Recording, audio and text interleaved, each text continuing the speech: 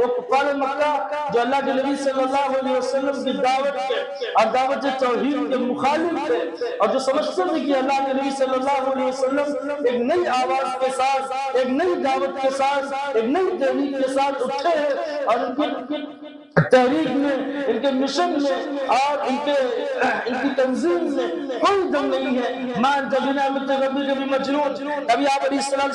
کو نعوذ باللہ کہتے تھے کہ یہ پاگل ہیں، یہ دیوانے ہیں، اور دیوانوں کی جیسی باتیں کرتے ہیں کہ ایک اللہ ہے، اس کی عبادت کرو، اس کے سامنے جھکو، اور اسی کے لیے اپنے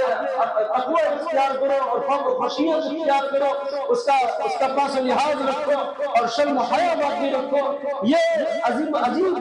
غریب کیفیتیں ان کے اوپر طاری ہوتی ہیں، اسی کے مطابق یہ اور فور بچے ہیں نعوذ باللہ۔ اللہ سبحانہ وتعالیٰ نے بیان فرمایا کہ ایمان جبینا مت ربی کبھی مجنون، اللہ سبحانہ وتعالیٰ کی نعمت اور کرم فرمائی کا یہ مظہر ہے کہ آپ مجنون نہیں ہیں، پاگل نہیں ہیں، دیوانے نہیں ہیں۔ آپ جو دعوت لے کر اٹھے ہیں، جو مشن لے کر اٹھے ہیں، جو تحریر لے کر اٹھے ہیں، جس آواز کے ساتھ آپ کھڑے ہوئے ہیں، وہ عظیم الشان آواز ہے، وہ عظیم الشان دعوت توحید ہے۔ یہ اللہ سبحانہ وتعالیٰ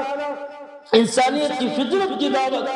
انسانیت کی فطرت کی آواز اور اس کی صدا ہے۔ ما انت بنعمت ربک بمجنون، آپ اپنے رب کے نعمت سے، اس کے فضل سے، مہربانی سے، کرم سے مجنون نہیں ہے۔ وَإِنَّ لَكَ لَأَجْرًا غَيْرَ مَمْنُونٍ، اے نبی صلی اللہ علیہ وسلم ان کفار مکہ کے اعتراضات پر اور ان کفار مکہ کی یارہ گوئیوں پر یا ان کی بکواس باتوں پر اپنا دل چھوٹا مت کرنا اور اپنا صبر کا دامن ہاتھ سے مت چھوڑ دینا، حوصلہ مت ہار بیٹھنا۔ ما انت بنعمت ربک بمجنون وان لک لاجرا غیر ممنون، آپ علیہ السلام اللہ سبحانہ وتعالی کی جانب سے وہ اجر پائیں گے جو غیر ممنون، وہ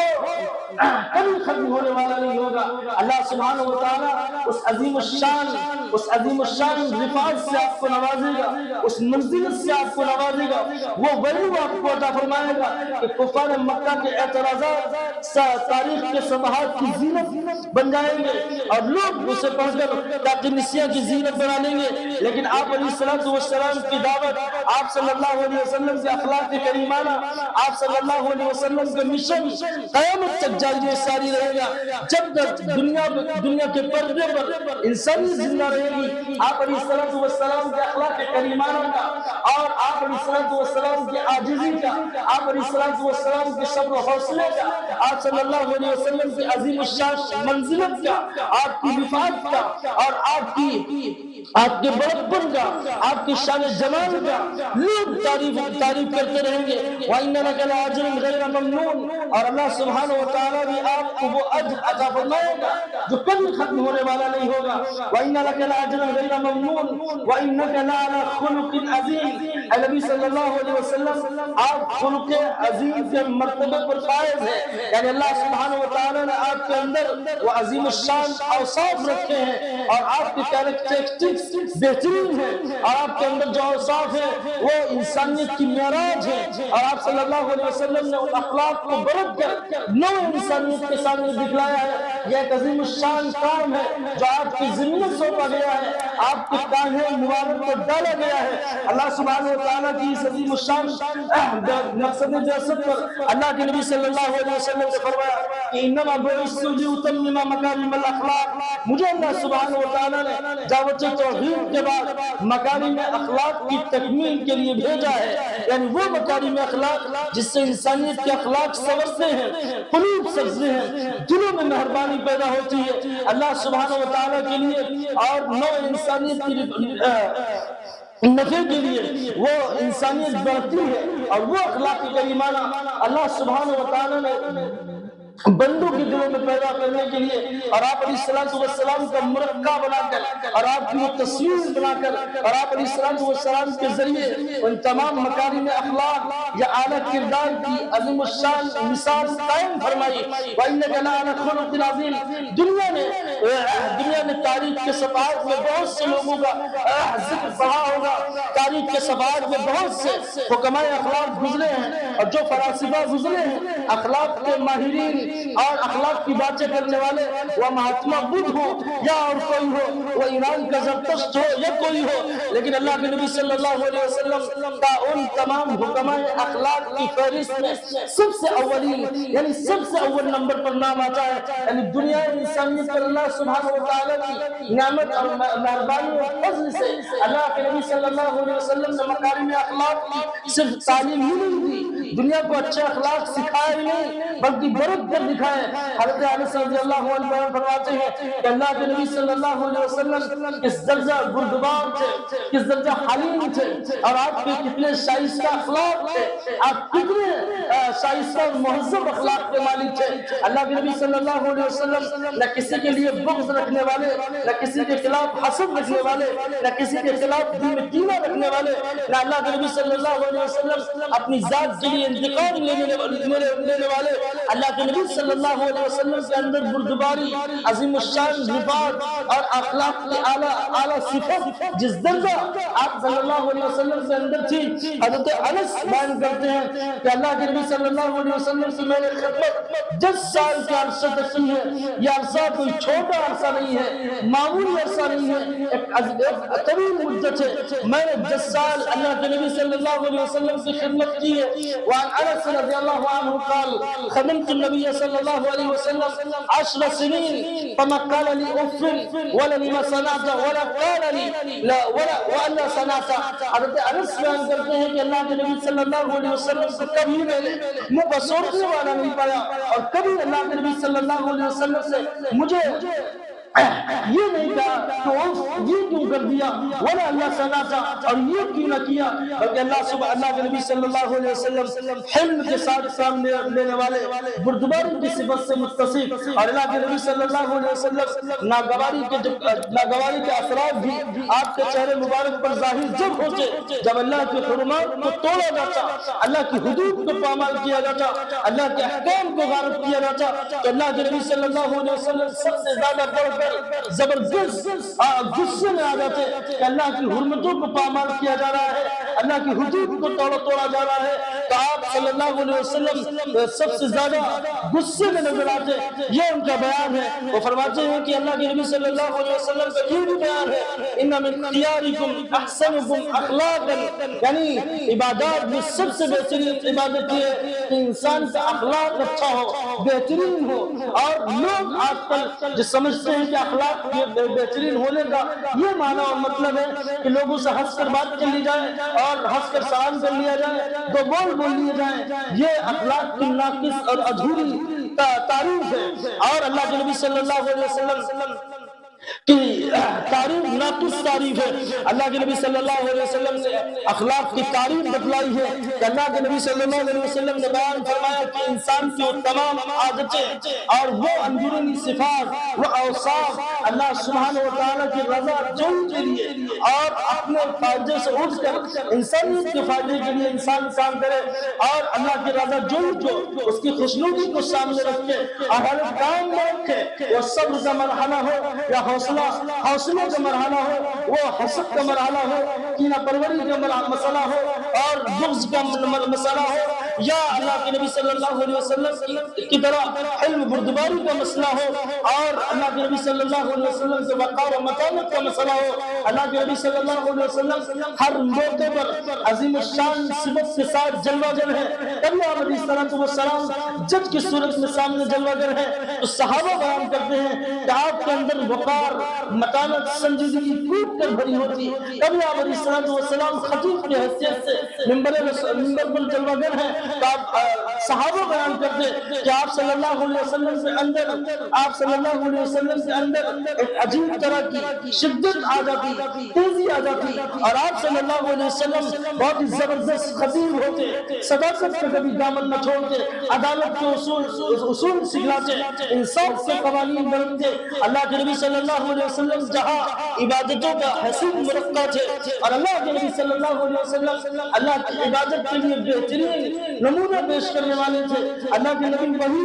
शराफत का, ज़राफत का, खुशतबई का, मज़ाक का, और मज़ाक का भी एक हसीन गुलदस्ता थे। सहाबा बयान करते हैं कि अल्लाह के नबी फरमाया करते थे कि लोगों मुझसे डरो मत, मैं किसी बादशाह का लड़का नहीं हूँ, मैं एक आम या मामूली इंसान का लड़का हूँ, बेटा हूँ। और अल्लाह सुब्हानहू व तआला ने मुझे जो फजीलत अता फरमाई है वो ये कि मुझे नबूवत से हमकिनार फरमाया, और नबूवत जैसे अजीम शान जन्नत मुझे सरफराज फरमाई है। लिहाजा ऐ लोगों, मेरे साथ वैसा ही मामला करो, मेरे साथ मिलो तो पुरतबाक अंदाज में मिलो। सहाबा किराम अल्लाह के नबी सल्लल्लाहु अलैहि वसल्लम से खुशतबई भी करते, मजाक भी करते, लेकिन शराफत के दायरे में रहते हुए, हुदूद के अंदर रहते हुए। बहुत से ऐसे वाक़यात अल्लाह के नबी सल्लल्लाहु अलैहि वसल्लम के हैं। मैं सिर्फ एक वाक़या यहाँ पर जिक्र करता हूँ। अल्लाह के नबी सल्लल्लाहु अलैहि वसल्लम का एक मर्तबा हज़रत अबू बकर, हज़रत उमर, हज़रत अली रज़ी अल्लाहु अन्हु बैठे हुए थे और आप भी थे, तो सब लोग बैठकर दस्तरखान पर